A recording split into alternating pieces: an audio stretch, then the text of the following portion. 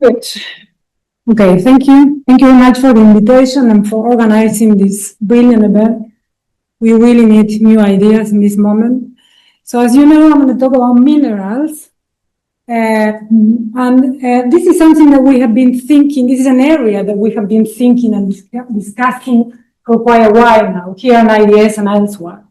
But this is a moment where I think we need to go beyond discussing and start acting and acting differently.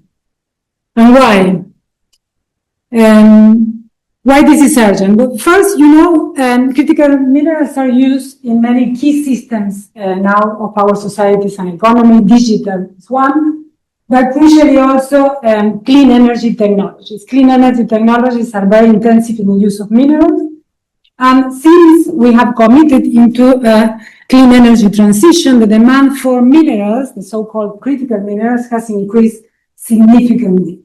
With volatility but consistently. And so there has been a lot of anxiety about the impacts of this growing demand and supply of minerals. And so we have been discussing issues of impacts on economic development, justice, social issues, and more recently, more and more anxiety on issues of access and issues of sufficiency. Are they enough? Who's going to access? How? So these are the kind of things that we have been discussing recently in relation to critical minerals. But what I want to tell you now here is that we have a much bigger problem that what is here captured by these discussions. And this is because alongside this increase in the demand for clean energy and digitalization and other uses, what we have seen recently is an increase in demand for military use. The military use of critical minerals have become more prominent, and we have seen already, like you mentioned, expenditures in development and green technologies and many other kinds of expenditures are actually now being redirected to defense.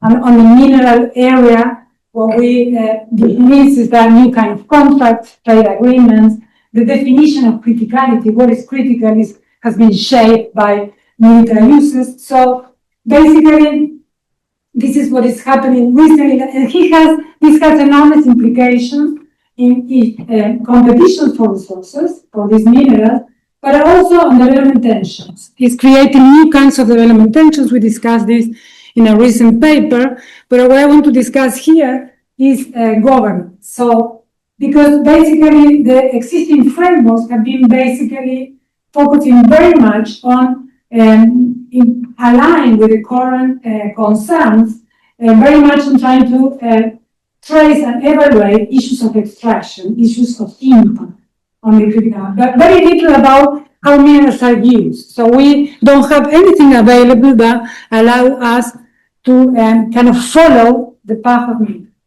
And so this is very problematic, but we have a proposal here to discuss with you. And so basically, what we have been discussing recently in this area of minerals are issues of accountability, issues of transparency and traceability systems. But as I said, these have been very much focused on identifying problems on the sites of extraction, because this is where the problems are, the poor countries where extraction happens. However, what we are proposing and what we would like to see is to reverse this idea of traceability. So rather than looking at just problems in the sites of extraction, to follow the path of the minerals, how minerals are used, who use these minerals. And so we're using this idea of, for example, a mineral digital passport that could be a traceable identity that follows the minerals through the system. So this is very interesting in my view because it combines two advantages. On the one hand, it's useful because in this area in which now the competitions for minerals is increasing, and there will be difficult decisions about allocation. To have more information about how minerals are used is simply very useful because it makes it visible for policymakers, investors, companies, civil society, and so on. But at the same time, I think it's also very revolutionary in the context of the use of the existing systems of traceability that are very much so as systems that are for consuming reassurance in the rich countries or regulators in the rich and the user countries in these cases.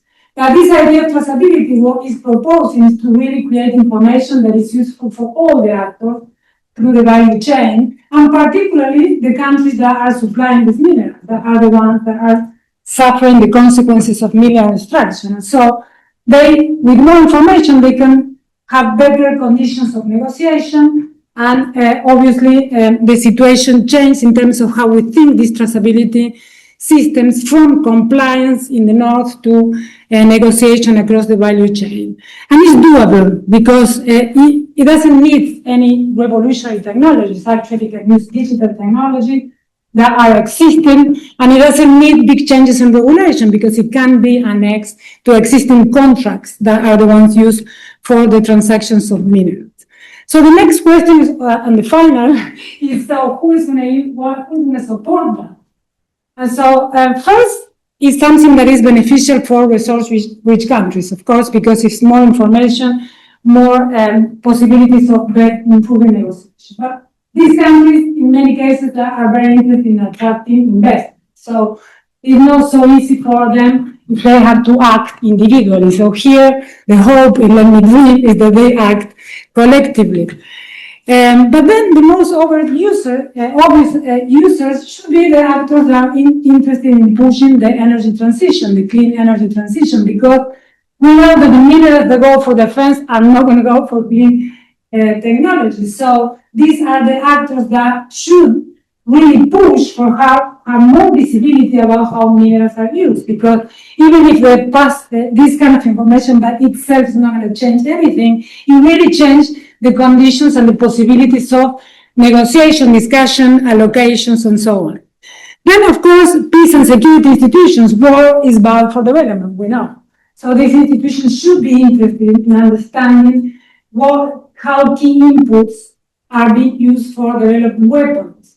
And so this again can be something that helps in discussions, in creating visibility about risk, and also the de-escalation of conflicts. And of course, finally, but not less importantly, civil society.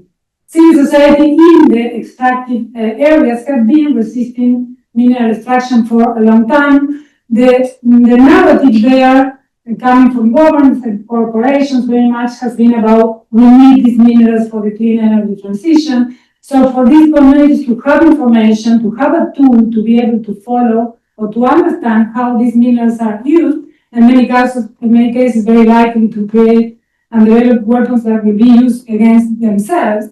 So it's also very powerful. So that's the dream. And so obviously this is something that it needs to be really explored in terms of how can we apply, who will push for that. But I'm very enthusiastic about ideas around this area to start to push back what's happening in the